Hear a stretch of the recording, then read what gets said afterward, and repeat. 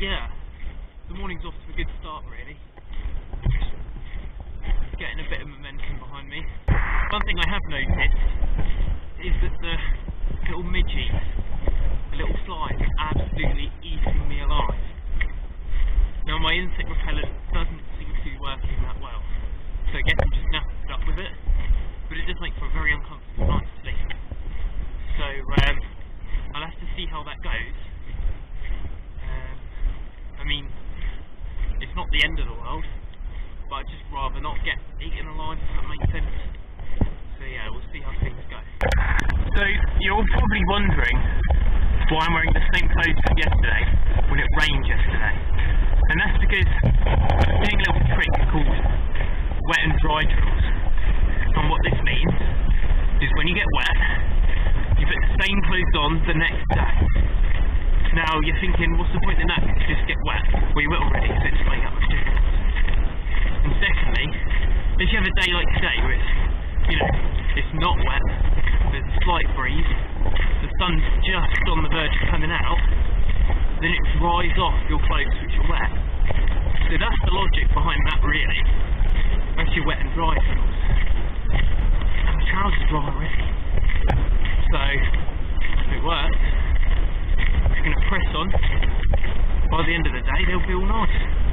And tonight, I'm staying at Lochranza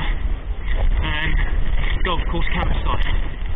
And that's the only night I'm permitted to stay at a campsite because of the sheep. And I'll show you why when we get there. So here's today's route. So we've started down here at Sannox, and what's happening is I've come all the way to here, which is where I am now, and now we're heading on to the fallen rocks, where we're going to see the big boulders. We're going to continue on to Millstone Point, then the Laggen cottage, then Ossian's cave, then the Cock of Arran, and then around to Newton Point. Then once we get to Newton Point, we'll be able to see Lochranza, and it's only a small walk in from there to the campsite right here. So that's how today's going to go. Hopefully that makes enough sense. So I'm going to get cracking on with that. It's not too bad.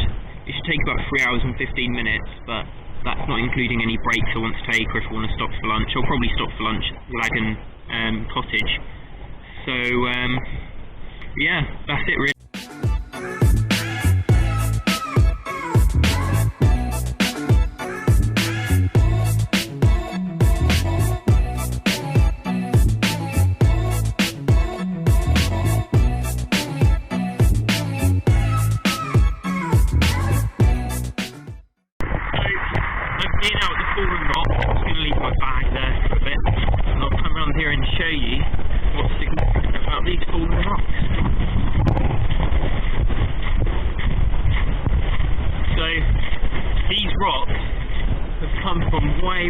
Way up on these cliffs, and they've fallen the whole way down. I'll just show you that. Fallen all the way from up there. And these rocks, you think, right, well, they've come from the top of a very cliff. They must be, pretty solid. Well, you wouldn't be wrong in saying they're pretty solid, but they're not the most solid of rocks. These are conglomerates. So these come from a river. And as you can see here, there's actually sandstone. This is all very fine sand there. And there are all these little holes here from weathering. You're asking, why is there a desert sandstone and some river deposit? Now the answer why is because this is a desert flash flood, and it comes over the top of the sandstone. So these rocks were formed when Arran was in a desert environment, so it would have been, on the tropics, before obviously Arran moved north with the UK and Scotland, and before they collided. So this here is evidence of continental drift, right here in front of us. You can tell that it's a rock because it's got all these different fragments in it, like quartz. You can see here the white one. You've got little fine sediments, like the sands here, and the smaller quartz fragments. So it's quite poorly sorted. That's what we call it in geology. And then that, in contrast with the really well sorted, really fine-grained sediment here, tells us that there's been a difference in deposition. That is how we know there was a flash flood in a desert environment. You can also see it perfectly here, in this rock. You've got a river deposit here, a conglomerate, and then you've got a layer of fine sandstone, another river deposit, and then another fine sandstone, and then another river deposit. So this is what we call a cyclothem, which is a process which repeats itself over time. So, say for example, in a desert you have a river that's dry for most of the year, and there's a wet season and all of the sediment from upstream gets washed down through the desert. This is exactly what you're seeing here, and this proves to us exactly what the environment was.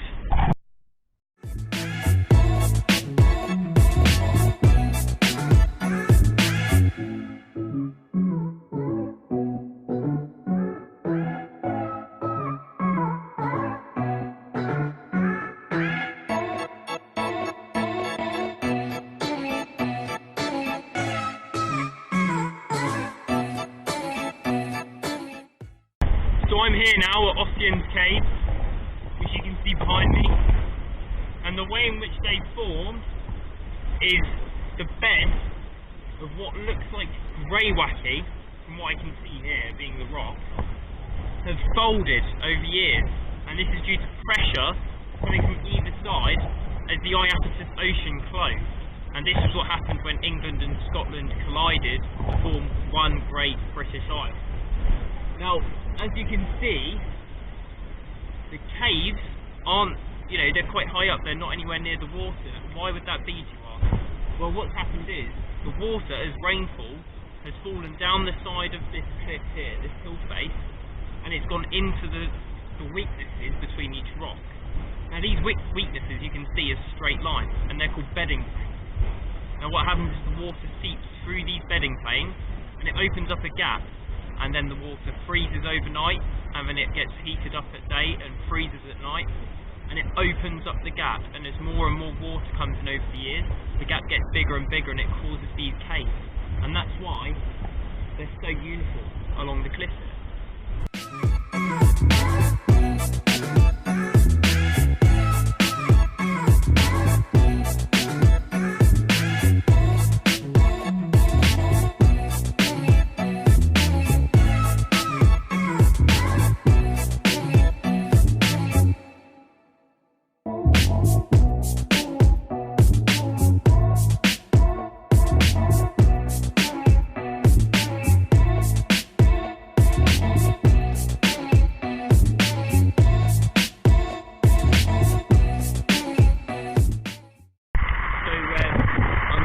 Laggen cottage.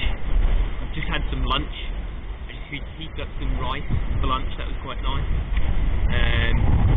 I just waited a while. There was a D&E group that came by and they wanted to have a spot of lunch, so I just thought I'll wait until they've gone and I'll do this video because I don't really want to disturb them. But yeah, here it is. It's an abandoned cottage, no one lives here. I'd love to know the history of the place. I don't think many people know actually. So let's go inside and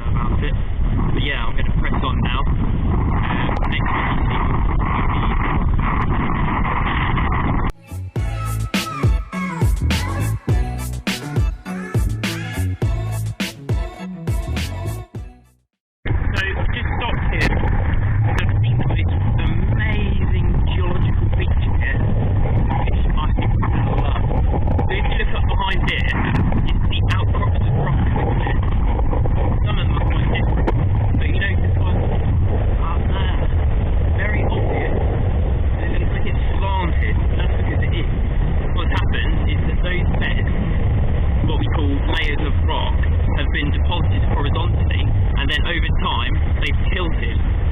Now if I show you over here,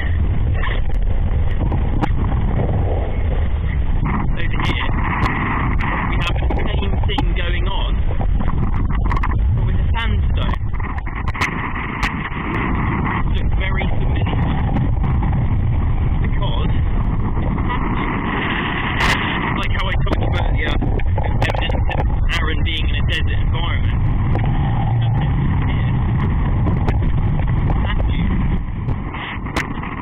Stunning. And you see all the different thin layers of sand, and it changes direction. It changes direction, and that's just as the cube grows and grows and changes direction.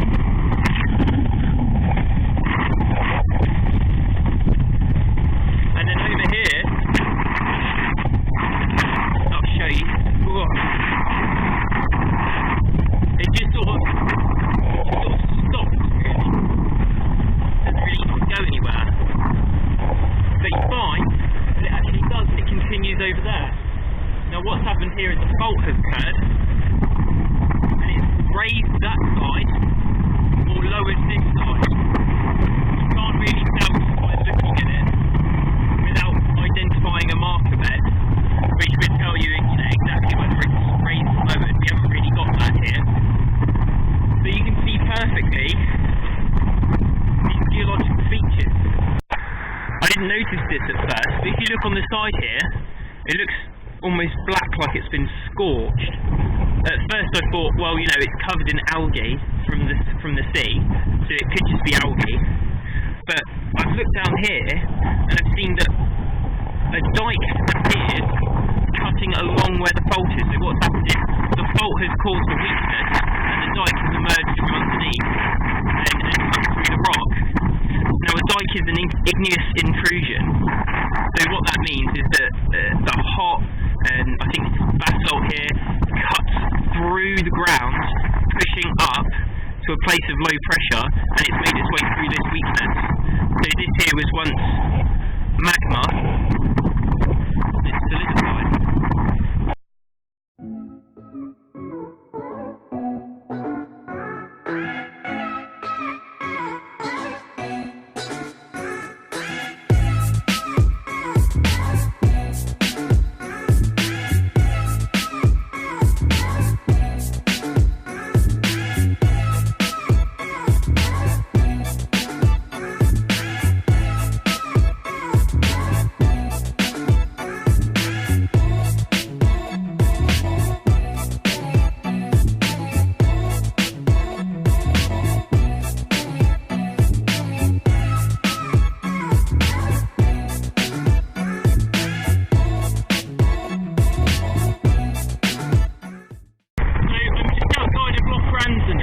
Around the corner there, I'm here at the Cock of Aaron, and I just had a bit of a fanboy moment just on the way past. I noticed this unconformity. This is the very spot where James Hutton discovered the unconformity. Now what that is that shows a change in time period or environment in which a rock was deposited. I'm standing on it right now. Now, if you don't know, James Hutton was the person who single-handedly changed geology, pretty much the father of geology. So to be standing here right now is pretty impressive. I'll just show you basically how it works. So here you can see the rocks are tilted like that. Okay, so that tells you that the rocks have been laid flat and tilted. But over here, if you look, they're tilted like that. So at some point here, the two meet, but they don't quite work. So you can see here they're tilting like that all the way along here, all the way along here, and then all of a sudden, out of nowhere, they're tilting the other way. So this is proof of an unconformity.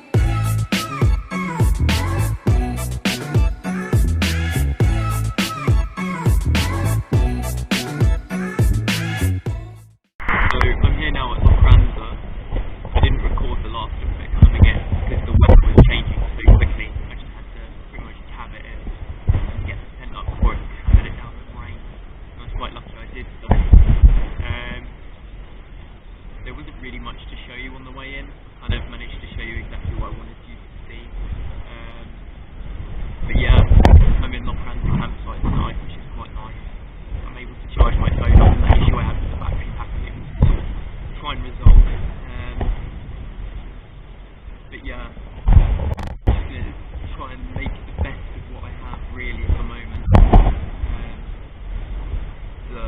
Because the back stats aren't working for me, they'll need more power maybe, you know, when I get to black water, so I might have to stay in a campsite that night. But we'll just have to see how it goes. Because that obviously wasn't planned, we'll just have to adapt around it.